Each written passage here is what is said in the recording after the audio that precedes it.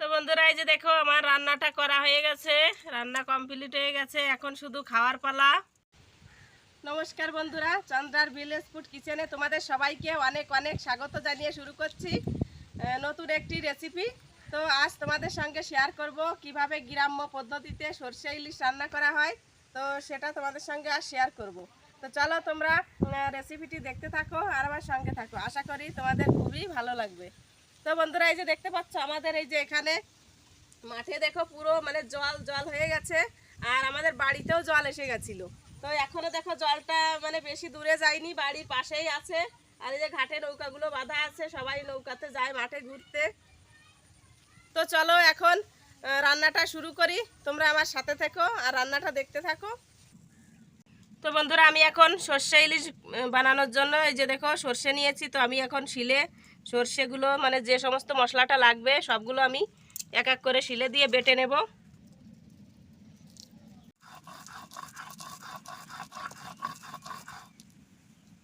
তো সর্ষেটা আমার বাটা হয়ে গেছে। এখন এই যে দেখো আদা পাকা কাঁচা দু রকমেরই লঙ্কা নিয়েছি।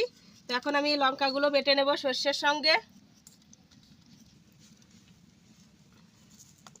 আর এদিকে এই যে দেখো জিরা নিয়েছি, তো আমি অল্প করে 1 চামচ জিরাও দিয়ে দেবো, সর্ষের সঙ্গে লঙ্কার সঙ্গে বেটে নেব।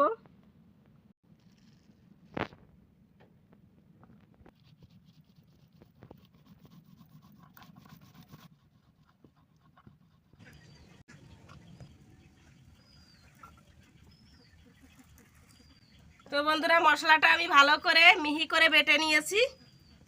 তো মশলাটা আর মানে চেকা লাগবে না, এভাবেই দিয়ে দেব আমি মাছের মানে সর্ষে বাটাটা দিয়ে দেবো এইভাবেই, চেকনি লাগবে না, ভালো করে বেটে নিয়েছি।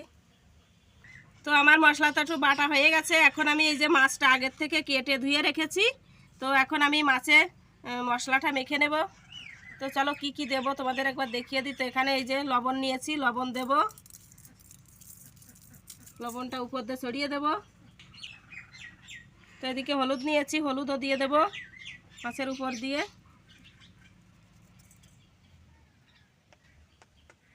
আর দেব সর্ষের তেল।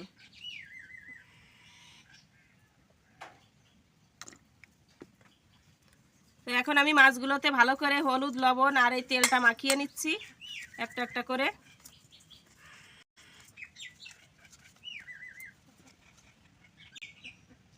তো হালকা করে এভাবে মাখিয়ে নিয়ে কড়াইতে দিয়ে হালকা করে ভেজে নেব, বেশি ভাজবো না, কোনো রকম হালকা করে ভাজবো মাছটা।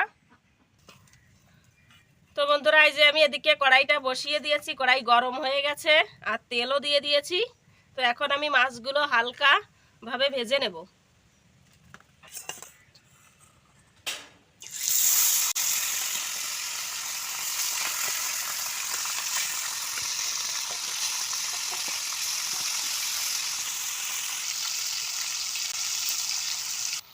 তো একটা পাশ হালকা করে ভাজা হয়ে গেছে, এখন আমি উল্টে দেব, ওই পাশটাও একটু ভাজা হয়ে যাবে।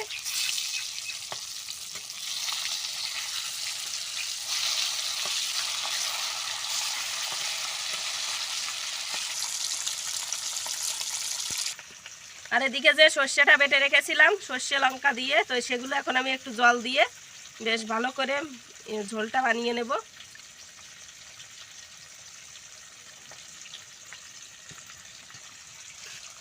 তো এভাবে হাতের সাহায্যে আমি গুলিয়ে নিচ্ছি ভালো করে।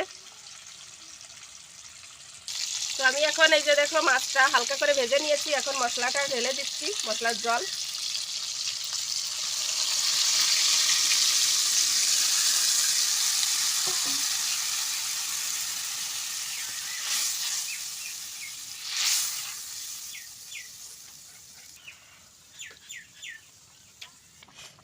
তো বন্ধুরা, দেখতে পাচ্ছ কত সুন্দর কালার এসেছে, এখনো তো রান্নাটা হয়নি, তো রান্না করার পরে আরো সুন্দর দেখা যাবে।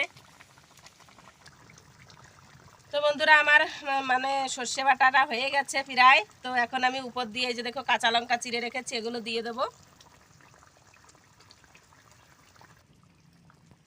তো আমার রান্নাটা হয়ে গেছে, এখন আমি নামিয়ে নেব।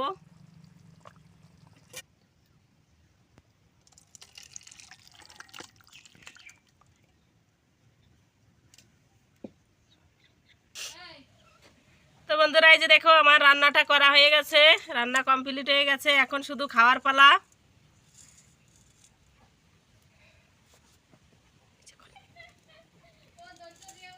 তো এই যে দেখতে পাচ্ছ কত সুন্দর কালার এসেছে সর্ষে ইলিশির, তো দেখেই জিভে জল এসে যাচ্ছে। তো বন্ধুরা, দেখতেই পেলে কিভাবে সর্ষে ইলিশটা রান্না করলাম। তো একেবারে গ্রাম্য পদ্ধতিতে, তো তোমরাও এভাবে বাড়িতে একবার বানিয়ে খেয়ে দেখো, খুবই ভালো লাগে। তো আমি যেভাবে রান্না করেছি একেবারে সেভাবেই রান্নাটা করতে হবে, তবেই ভালো লাগবে। তো অনেকে অনেক কিছু দিয়ে রান্না করে, তো আমি তো সেগুলো কিছুই দেয়নি, একেবারেই সাদামাটাভাবে রান্নাটা করেছি। তো এভাবে নিত্য নতুন রেসিপি পেতে আমার চ্যানেলটিকে সাবস্ক্রাইব করে আমার পাশে থেকো, আর বেল আইকনটি বাজিয়ে রেখো, যাতে করে নতুন নতুন ভিডিও বানানোর সঙ্গে সঙ্গে তোমাদের কাছে পৌঁছে যায়। তো দেখা হচ্ছে ফির নতুন আরেকটি ভিডিওর সাথে। তো চলো আজকের মতন এ পর্যন্তই। সবাই ভালো থেকো, সুস্থ থেকো।